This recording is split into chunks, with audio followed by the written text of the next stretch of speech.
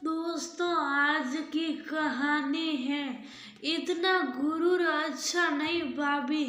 न जाने कब किसकी जिंदगी में कौन सा मोड़ आ जाए। दोस्तों, कहानी शुरू करने से पहले अगर आपने हमारे चैनल को अभी तक सब्सक्राइब नहीं किया हो तो कर लीजिए ताकि आपके पास पहुंचे हर नया वीडियो। कैसी बातें कर रही हैं आप भाभी? हमारा घर होते आप बाहर रहोगी। आपने ये सोचा भी कैसे? खून के रिश्ते अभी इतने कमजोर नहीं पड़े हैं भाभी। रिश्ता ने कहा तो उसकी भाभी आरती के आंसू बह निकले। मुझे माफ कर दे रिश्ता दीदी। अब महान एक मैंने आपसे व्यवहार किया था, कोई और होता तो मुझे धक्के मार कर निकाल देता। और एक आप हो जो मुसीबत के वक्त मेरी ढाल बन गई हो। पुरानी बातें भूल जाओ, मैं भी भूल चुकी हूँ भाभी। देखो आपका मोनू बेटा कितना बड़ा ऑफिसर बन गया है। सब बड़ों के आशीर्वाद से ही तो हो सका। तुम कुछ भी कहो पर आज तुम्हारी कही बात मुझे बार बार याद आ रही है। जब तुम्हारे बुरे वक्त में मैंने तुमसे दुर्व्यवहार किया था, तुमने रोते हुए कहा था इतना गुरूर अच्छा नहीं भाभी। न जाने कब किसकी जिंदगी में कौन सा मोड़ आ जाए। आज मुझे आपकी जरूरत है, कल आपको कहीं मेरी न पड़ जाए हो। आपको याद है, पता नहीं दुखों से गिरी मैं क्या क्या बोल गई थी। सॉरी रीसा बोली। तुम कुछ भी कहो पर आज तुम्हारी कई बात मुझे बार बार याद आ रही है। जब तुम्हारे बुरे वक्त में मैंने तुमसे दुर्व्यवहार किया था, तुमने रोते आप क्यों सॉरी कहती है? गलती मेरी है, शर्मिंदा मैं हूँ। भगवान ने मुझे खूब सबक सिखाया। कहते कहते आरती अतीत की गलियारों में विचरण करने लगी। रीसा उसके पति सागर की बड़ी बहन थी जिसकी नई नई शादी हुई थी।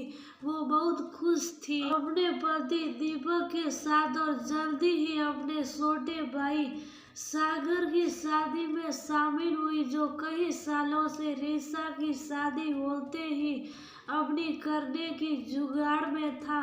दोनों कपल्स साथ ही घूमने भी गए और खूब एंजॉय किया। पर रीसा की खुशियों को बहुत जल्दी ग्रहण लग गया जब एक दिन शाम को उसका दीपक ऑफिस से लौटते हुए दुर्घटना का शिकार बन उसके जीवन को अंधकार में कर गया। कोर्ट पर खाज ये हुआ कि उसके ससुराल वालों ने भी रीसा से पल्ला झाड़ लिया। जब बेटा ना रहा तो बहू कैसी हमारे बेटे को आते ही खा गई जैसी बातें बोलकर उसे घर से बेदखल कर दिया। मरती क्या न करती अपने पियर की चौखट पर आकर पढ़ना मांगी। रीसा ने पढ़ी लिखी थी, अकेली रह सकती थी पर भावनात्मक रूप से टूटी हुई। उसे पता चला वह दीपक के अंश को कोख में ला चुकी है।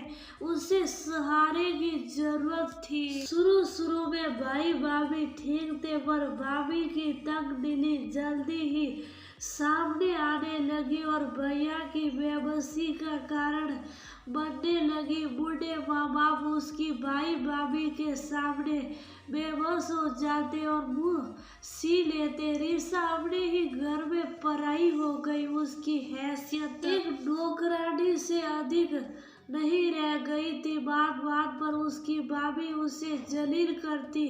उसकी डिलीवरी सीजेरियन थी, उसे अभी घर और सहारा चाहिए था।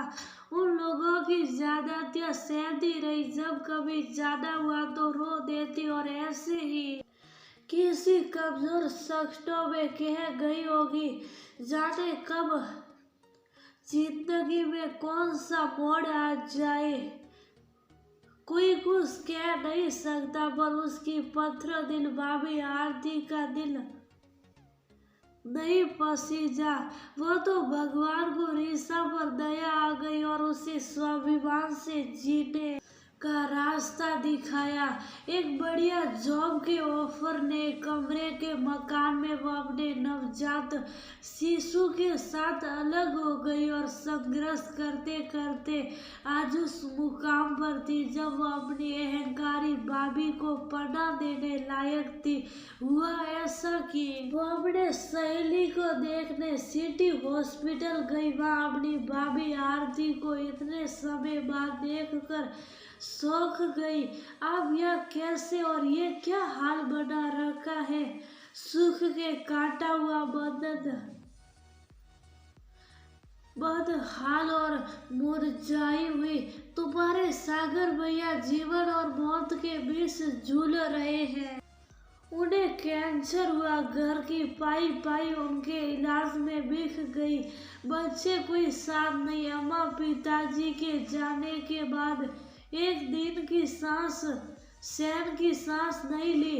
ऋषा दीदी भाभी शीर्षक पड़ी। मैंने बहुत बुरा किया सबके साथ, उनकी हाय मुझे ले डूबी। ऋषा आरती को अपने साथ घर ले आई। कैसी बात करती हो भाभी, आपकी ननद है जिंदा, उसके होते आप और भैया बेघर नहीं हो। और मैं कुछ नहीं कह रही। अब आपका बेटा मोनू कमा रहा है। मोनू ने मामी के पैर छू लिए। आरती वर्तमान में आ गई। उसने मोनू को गले लगा लिया। वो फर्क देख रही थी खुद में और ऋषा में।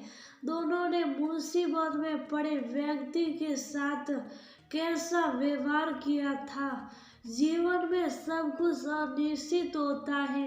अपने अच्छे वक्त में अपने खून के रिश्तों की तो कदर कर लीजिए, शायद कल आपको किसी से मदद न लेनी पड़ जाए।